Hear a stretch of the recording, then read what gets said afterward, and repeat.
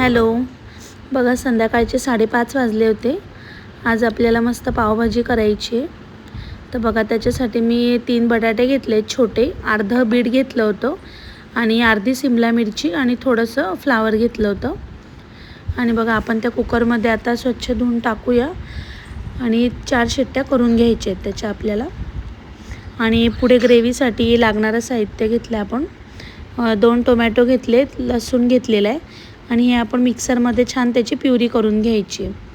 आणि त्याच्यासाठी थोडं बघा कलरसाठी आणि चवीसाठी पण थोडं चिली फ्लेक्स टाकायचं 2 चमचे. याच्याने कलर पण खूप छान येतो, कलर टाकायची गरज नाही पडत. आणि इकडे बघा आता तेलामध्ये छान कांदाच घेतला होता फक्त आणि 3 चमचे पावभाजी मसाला आणि हळद घेतलेली आहे. छान फ्राय करून घेऊ.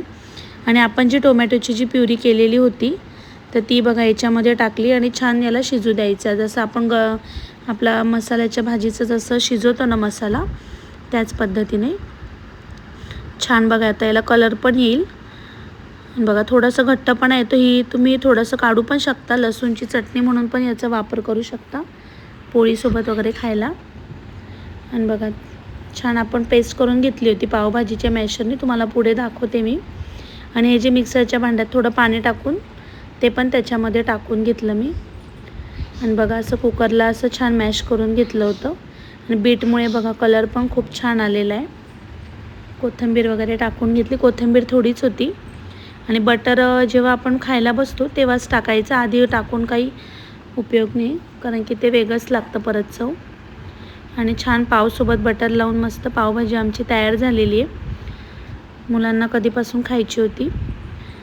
बघा श्लोकला पण आवडली पावभाजी. तो काहीतरी बोलत होता पण आवाज व्यवस्थित आला नव्हता. तर चला फ्रेंड्स, बाय. लाईक करा, शेअर करा, सबस्क्राईब करा. पावभाजी कशी वाटली ते नक्की सांगा. Bye, good night.